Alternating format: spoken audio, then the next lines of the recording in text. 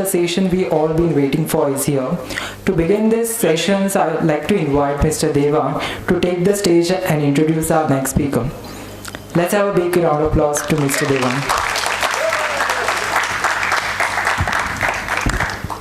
Okay. Thank you for the round of applause. I'm not going to speak though. I wanted to personally welcome Jitendra, Chouksey, founder and CEO of Fitter.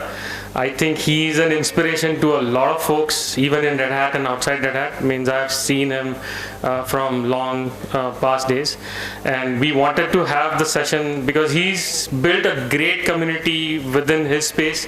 And that is something that with DEF CON being an open source and collaboration event, we wanted to share that thought. So I would welcome, let's give a huge round of applause to Jitendra Chouksey. And I'll give the stage over to him.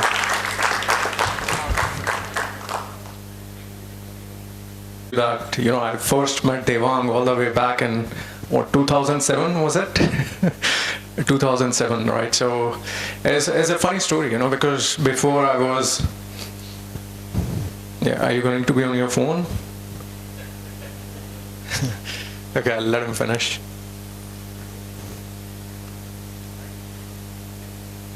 Thanks. Yeah, so back in 2007, I was just fresh out of my college and I had this entrepreneurial kida. And at the time I was hooked onto animation and stuff, right? So had big plans, grand plans. I messaged Devang and he was doing some good stuff back then, and that's how we got connected. And since then, we've kind of stayed in touch on and off. I started my entrepreneurial journey and he's been sticking with Red Hat for 15 years, he said, 15, 17, which is amazing. Hats off to your patience. Right, so a little bit about me. I'm a founder, first generation founder, come from a small village. I'm a software engineer. I have 8+ years of experience, so have some technical background. Not your typical gym bro. Right, so I do understand tech. And then, of course, I was also interested in fitness.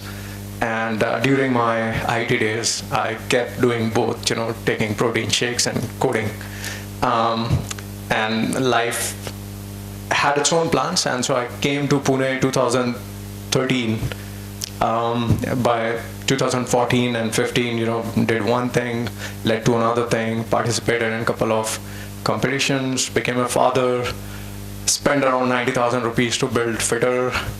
A website, and found some cool people on Facebook, built into a community, and today Fitter is like 130 crores in ARR this year. So that's right. So I wanted to get these first minutes out so I can actually talk about technology and community, right? So that's my background, right? I wanted to talk about technology and community, but I think more important is that we have to talk about what exactly is happening in the world right now. And rather than giving you direct answers, because I'm not a know-it-all, I want to start some discussions around what exactly is happening and the way I'm seeing things, and maybe you're seeing things in a similar manner, maybe you're seeing it differently. What I'm seeing is that AI is evolving at an extremely rapid pace. And I wouldn't say just rapid, it's alarmingly fast pace. And I think, back in the days, companies used to work towards a goal. Now we're not working towards a goal. We are just doing things because we can, right? Because we have all sorts of money, and then people can dream of whatever random stuff they can, and they'll just do it. Whether it affects the humanity in a positive manner or not, I don't think that's a concern anymore. I mean, if you look at the state of the art of things which are happening out there in the US, the news, it's just crazy, right? So gone are the days when you could rely on countries, people, politicians, or maybe somebody to take care of you. Right now it's turning into wild, wild west. You have to take care of yourself. And that's something, right? This is the way I'm seeing things. I don't know how you're seeing things, but this is the way I'm seeing things. And so one of the things that I would say is we have to follow things, we have to do things which are counterintuitive. Back in 2014, when I started this company, and again, taking my personal example, when I started this company, everything was offline. Nobody knew that gyms were online, or people used to mock us. How can you train people online? Because they didn't know what online training meant, right? And I had been doing it very successfully on WhatsApp. I was training like 250 odd people. And so when I told people, hey, this thing can be done online, like, of course, those 250 people knew, but it was not something that thousands of people agreed on immediately. There were doubts, there were questions, and people literally mocked us. I think we visited about 10, 15 odd investors, and everybody rejected us. And this was all the way back. Now, imagine if they would have invested in us, they would have got 10, 20x returns. But anyways, moving on, we did something which was counterintuitive. And, looking back, trying to put everything together, I realized that sometimes in a world where 95% of the people are doing the same thing, you have to be part of that 5% of maybe 1% that's doing something completely opposite. And to give you a practical example of this, FIR has been an online company for last close to 10 years. And we became online primarily because the whole world was offline. Now today the whole world has become online. And so it just makes perfect logical sense for us to go offline. Because if there's one thing that AI cannot do, is go offline, right? And so this is just an example of how we have to do things which are counterintuitive, things that nobody else out there is doing, and this basically ensures our survival. Like I said, it's a wild, wild west out there, and so everyone has to look out for their own. The reason we are confident that any of these moves will work primarily is because at the end of the day, we've formed these connections with people, right? So community, right? That is the common denominator. When we went offline, when we went online, it was the community, right? They said, hey, JC, if you think that we can do these online, fine, we'll do it, right? And now today, if I tell them, hey, let's do it offline, they'll do it, right? So how do you build a community that stays with you? Because at the end of the day, technology will come and go. And I don't think it'll go, like from your business point of view, right? It may make sense or not. Let me use that phrase. But how do you survive these challenges? How do you survive these market challenges? Because you'll have COVID, you'll have problems. I don't know. There's some asteroid also, which is like they've increased the chances of it hitting Earth. First it was 1.5%, now it's 3.1%. It's coming in 2032. All right. So we are living in a very, very crazy world, and I think what we have to do is embrace technology, but at the same time also embrace a sense of community. Because if you embrace a sense of community, you will not lose who you are at the core of it, which is a human. If you don't practice being human, so important. I have to practice being human every single day, because I'm I don't know when will I turn into a robot. Right? So you have to be fearful these days. So unless until you practice being human, you are likely going to get replaced by an agent, an operator, a bot, which is what's happening out there, right?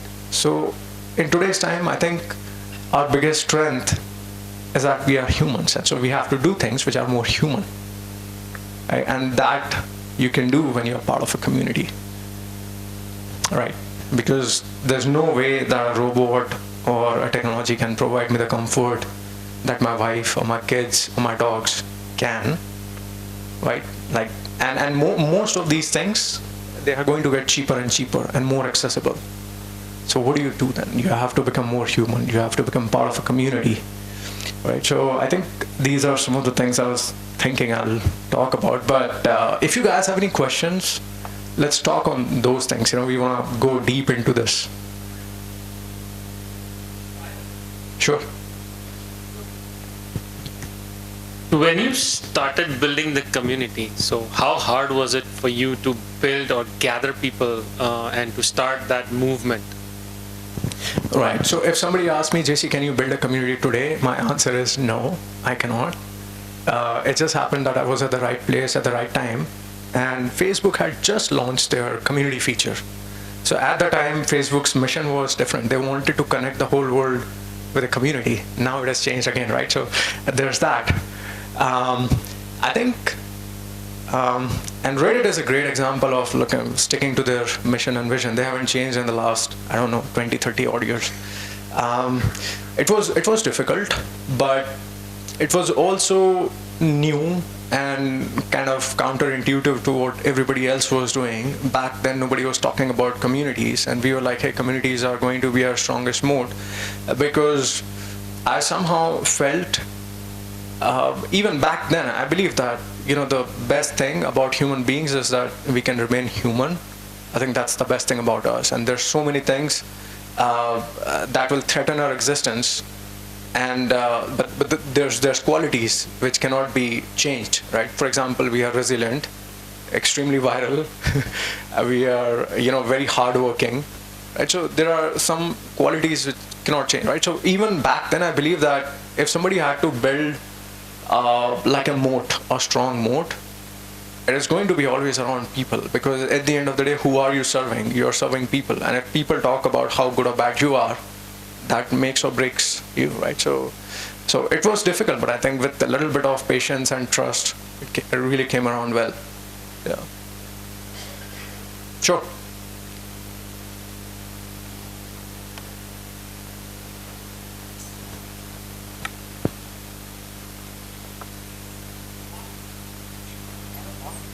Hello? Yeah. Yeah. So when you talk about a community-driven business model, for example, two things. How do you predict how big your community is going to be? Like, did you have that sense when you started? Did you have a goal that you wanted to reach a certain level in terms of the community? So what I'm trying to ask is, all the business senses, right? Data, analytics, predictability at one side. When you look at community-driven business models, how do you ensure the leadership or the vision for a community-driven business? Right. So now, to answer your first question, no, I had absolutely no idea. I was thinking, hey, 200 people on WhatsApp was overwhelming, and then you got this community of 6 million people. That's completely different. So I'd never imagined that we'd have such a large community.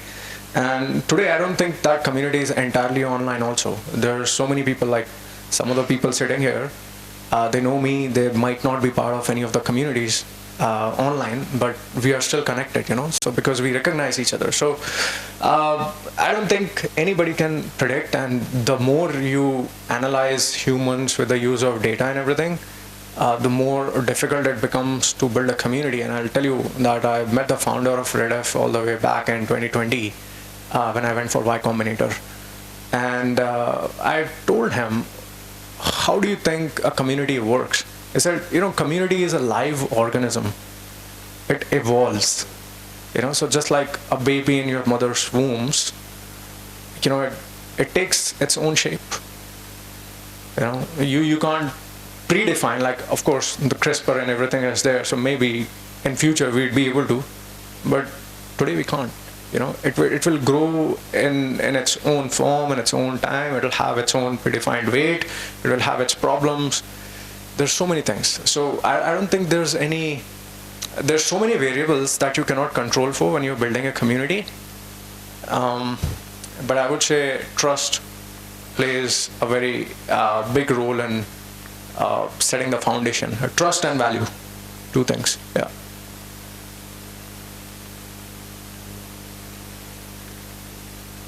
Well, yeah, thanks for coming here. My question is, like, as you said in your initial minutes, that you were a software engineer and then you moved into this business. Yeah. I would like to know your challenges here, because we all are almost working with Red Hat now. We want to know what are the challenges that you have faced. I want to know how did you make sure that your finances were proof? Then we had COVID in between. How did you sustain those things? Then if you want to scale to this level, where now you said you have almost 6 million community, what were the challenges you faced? It can be political challenges, okay, it can be challenges while you scale to sustain or to be up live for 24/7. What are the things that you take care of? I just want to know the challenges that you have overcome. Right. So I think everybody faces some or the other challenges. I'll only talk about entrepreneurial challenges because I don't want to make it sound like entrepreneurship is any more difficult than what you guys are doing. Everybody has challenges, right? So there's perks and then there's problems also. I'll talk about challenges. So one of the things is finding the right kind of people who share the same kind of vision, right? Because back in 2014, 13, when the whole business is built, like you have physical gyms, there was a time when so I went to this very popular gym chain and I said, look, we guys are doing something great. They said, we want to acquire you. And that was a real story. I'm like, sure, let's work together. And they were like, but we want to acquire you, not acquire you, we want to invest in you and we want to take majority control of your business. I said, okay, how much money are we talking about? I said, what money? We'll give you our brand name. I'm like, okay. And then I was like quiet for the rest of the discussion. My co-founder kept talking and I was like, dude, what is this? Like, that's the kind of value that now today we are twice as big as that gym chain and it's already bankrupted, right? So we have faced all those challenges. You can think the worst possible things, like we were on the brink of bankruptcy multiple times. COVID almost ate us out. We had like 1.5 crore rupees in the bank and I was like, if we are going out, we'll go out in style. Donated all the money, gave everybody salaries. Luckily, Sequoia, kept their side of promises. They wired us like $2 million. So we survived narrowly.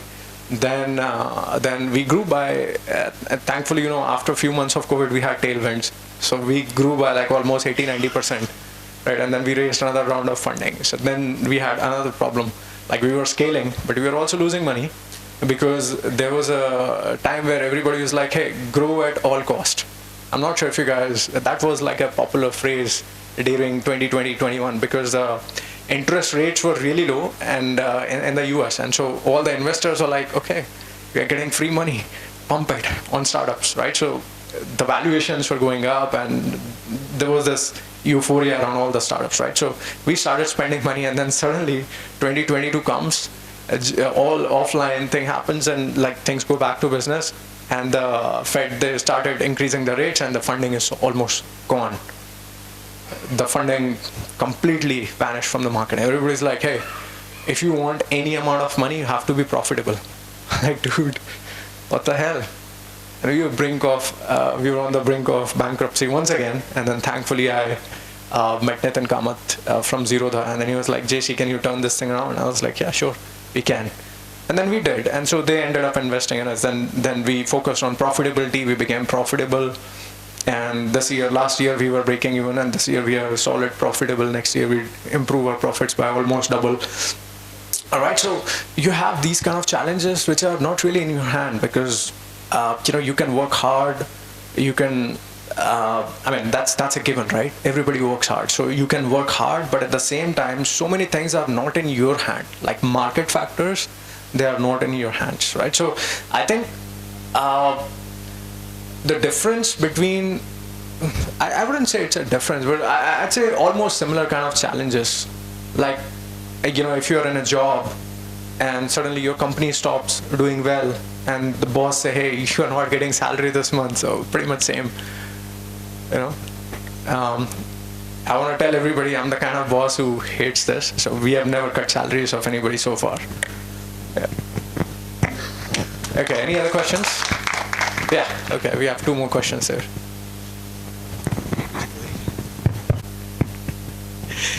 Hi, a bit of non-technical question, but really inspiring one, which is why I want to hear it from your side. Sure. You have built up your own set of principles for longevity. Yeah.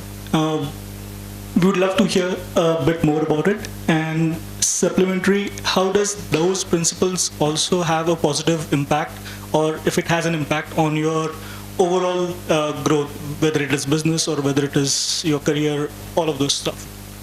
Right, so the principles are always focusing on the basics. For example, one of the things that I preach when it comes to longevity is that it's all about motion, nutrition, hydration, and rest. as long as you are taking care of these things, you're going to have a good, happy, long life. You have to move, you have to hydrate yourself, you have to sleep enough, and you have to have the right kind of nutrition, right? These 4 principles. So we don't believe in extensive protocols like chugging, 100 pills in a day and doing those plasma therapies on ESCs and MSCs. First of all, they are not validated. These are experimental treatments, and you can go and try those things once your basics are in order. 99% of the people don't have their basics in order. If you just have your basics in order, you're easily going to live for 80s and 90s, right? So that's there. And then the larger umbrella of things where we talk about social, physical, mental, and financial well-being, right? So physical, mental, social, and financial well-being, these are like the 4 fundamental pillars on which your growth rests. So imagine this building, it will have pillars, right? If you break one of the pillars, the building will come down. So in a similar manner, if you want to grow and if you want to build Burj Khalifa of your life, you have to have a solid foundation, and these pillars are important. If you take care of only one pillar, which is your financial pillar or maybe a social pillar or physical pillar, then you're not going to grow. You'll grow, but it's like level 1. If you focus on all of these pillars in an equal manner, then you can keep building on top. Right, so that's the philosophy I tell people. It's all about fundamentals and sticking to basics. I think somebody has another question there. Yeah. Hi, JC. Hey. Just a little bit of anecdote, right? Sure. The reason I actually got moved or encouraged to join Fitter as a community, it's been 3-4 years.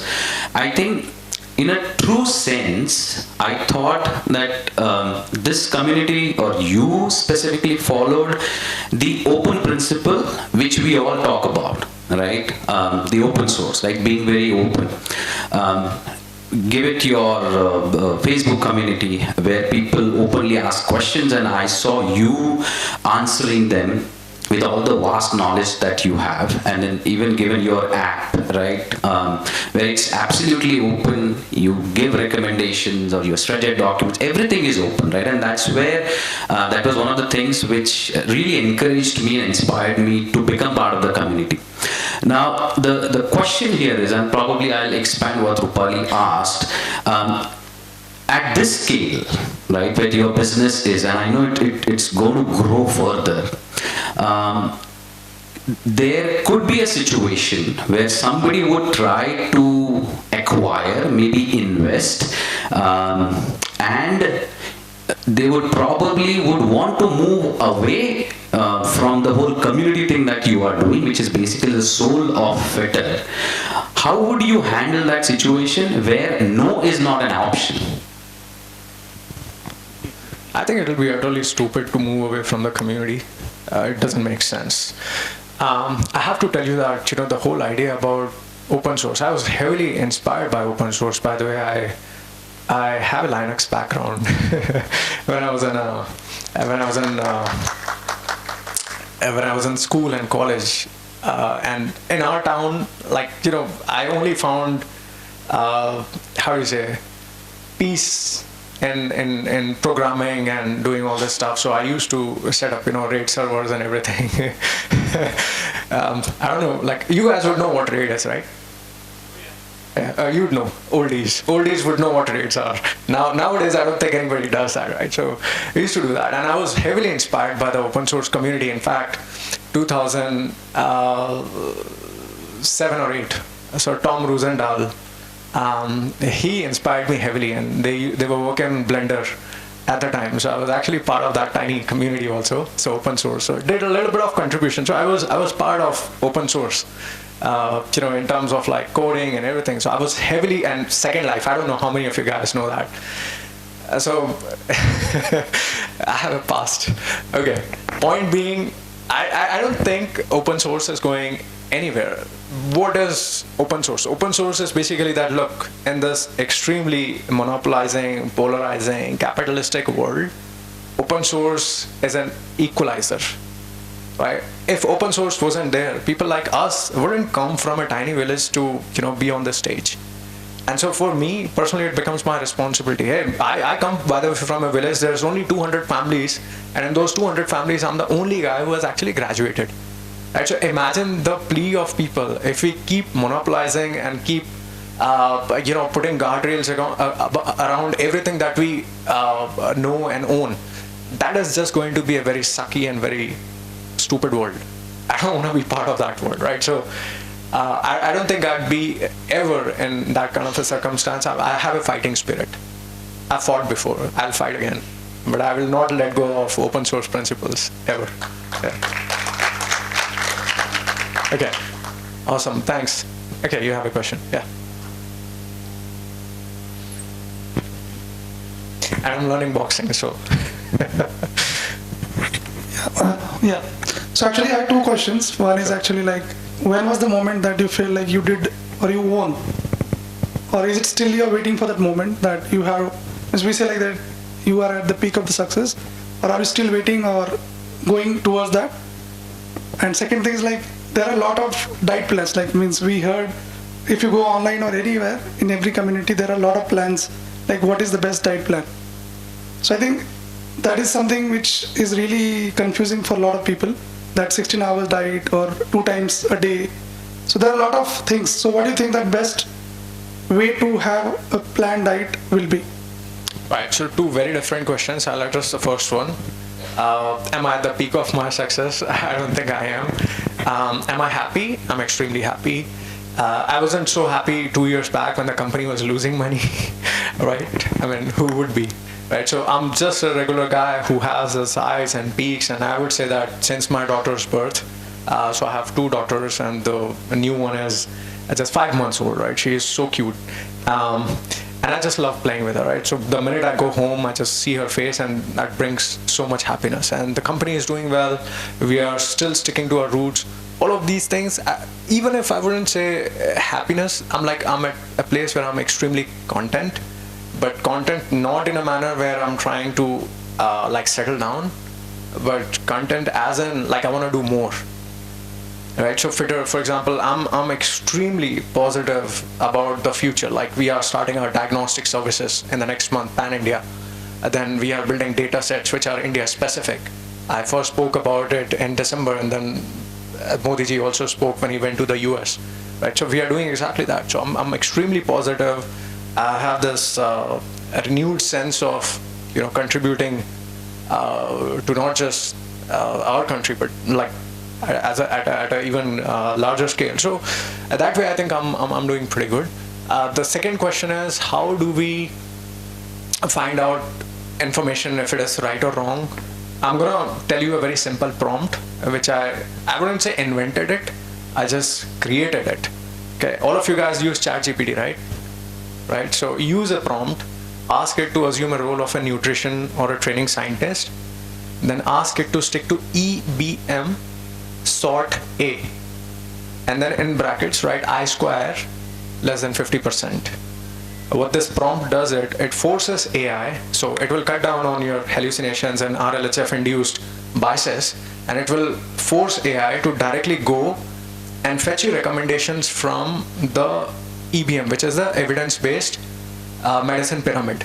And when you sort it, so sort basically is your strength of recommendation taxonomy. So this is the framework that we follow when we arrive at any kind of research conclusions, right? So all the researchers, they follow taxonomy. So it will rank all of these by the highest evidence. So sort A is the highest grade evidence, which comes directly from your systematic reviews, meta-analysis, Cochrane's. Don't go for sort B. Sort B is like waste of money, right? So go for sort A, and then you put I square less than 50%. That will cut down on your heterogeneity, which means it will find out results from only gold standard studies which have the highest evidence and have low heterogeneity. And then you ask it questions, and maybe you can tell it to restrict your answers in 10 words or 20 words. Right? So if you'll ask, hey, does sugar cause cancer? It will tell you exactly no. So that way, look, ChatGPT, I know there's so many problems with ChatGPT, and I mean ChatGPT is just Google without using the right kind of enforcement, right? So we had to do this. Yeah, but it's a good prompt. EBM sort A, I square less than 50%. That should remove all the nonsense information. All right, perfect. Any other questions, guys? Okay, you have. Vishal, right? Ravi, sorry. Yeah, so I have one question which will take you into the past, like 2015, 2016 of squads community. Sure. So how did you manage to get community aligned to your vision? Like at that time, some people were starting, it's a keto community, but you and your team stick to your vision, and how did you enforce, or how did you have the community in a right mindset? And the other thing, how did you manage to handle those notorious people which were there on Facebook at that time? Yeah. What were the efforts you and your team put? I think I was super lucky. I have a bad temperament, guys. I have to tell you, I have a bad temperament. You know, I hated bullies all my life, and when I saw them on Facebook, I hated it even more. You know, so I used to argue with these guys online, and sometimes I even block them. I still do, by the way. So don't fight with me online. You know, I'll block you. I'm telling you. So I think it was just like, you know, I'm a very how do you say? I'm stubborn. You know, I'm stubborn, and some people appreciate the straightforwardness. Some people appreciate the truthfulness. You know, some people appreciate the work. All right. So I'm never going to mince my word. I'll say, hey, I'm gonna do this, and then I'll do this. So over a period of time, people realize that this is the thing about me. If I say something and I give you my word, I will do it. End of story. Right. So I think sticking to your words, no matter what, is a superpower in today's world. And I've been doing that for the last 10 years. Like everybody who's worked with me, if I've made them promise, I keep my promises, right? Because if you are not true to your words, then who are you really, right? So, yeah. Okay, Awesome. I think time just flew. So let's give a huge round of applause to JC. Thank you. So, and again, we would like to thank you for being here from your busy schedule. So, and who would like to click a group photograph with him? So if everyone can come up to the stage, we can have a group photograph.